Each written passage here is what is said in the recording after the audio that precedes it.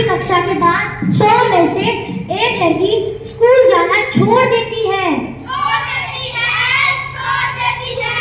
अरे कुछ दिनों से अपर्णा स्कूल क्यों नहीं आ रही? हाँ, मैंने भी उसे बड़े दिनों से नहीं देखा। तुम्हें नहीं पता, उसने तो स्कूल छोड़ दिया। वो तो अपने बापू के साथ खेत में काम करवाने जाती है। अब उसका क्या होगा? अब तो क्या ही पड़ेगी, बस काम ही काम।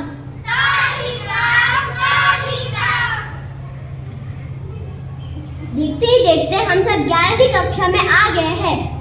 मेरे बापू ने मुझसे कहा, खूब पढ़ो बेटा और खूब आगे बढ़ो। मेरे बापू के मुंह से ये सुनकर मैं बहुत खुश थी। और निधि आजकल स्कूल क्यों नहीं आ रही?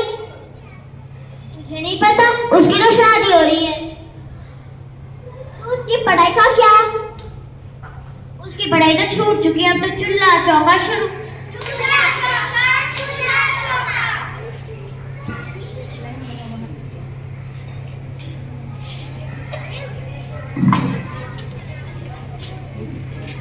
अरे उस्ताद, ये क्या हुआ? दिन पर दिन लड़कियां तो स्कूल आना छोड़ती ही जा रही है। अरे जमूरे, तुझे नहीं पता, 10वीं कक्षा के बाद 100 में से 20 लड़कियां स्कूल जा ही नहीं पाती।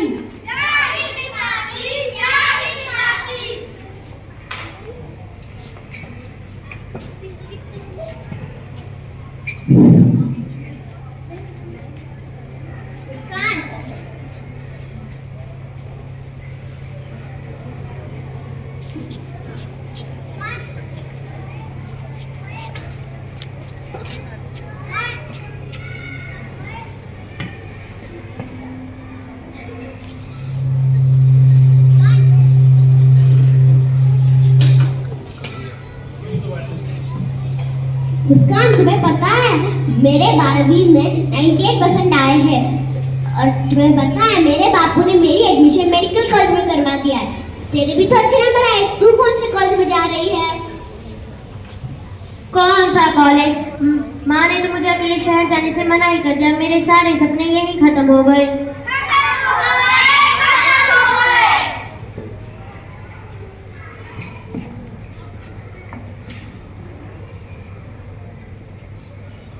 अक्सर यही होता आ रहा है लड़कियों के साथ। पर जमूरे, तुझे पता है इस साल 91% लड़कियों ने 12वीं पास की है और 85% लड़कों ने एग्जाम पास किए हैं। अब तो मुझे ये सब देखकर लगता है कि क्या अश्विता आगे पढ़ पाएगी? क्या वो अपने सपने को पूरा कर पाएगी? पूरे कर पाएगी।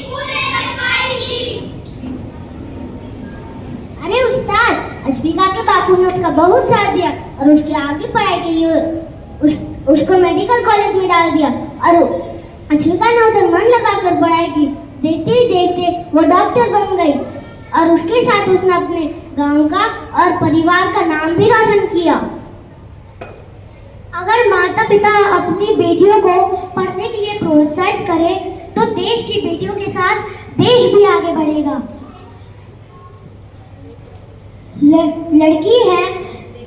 लड़की है ईश्वर का अनमोल उपहार। सदा करो इसका सम्मान।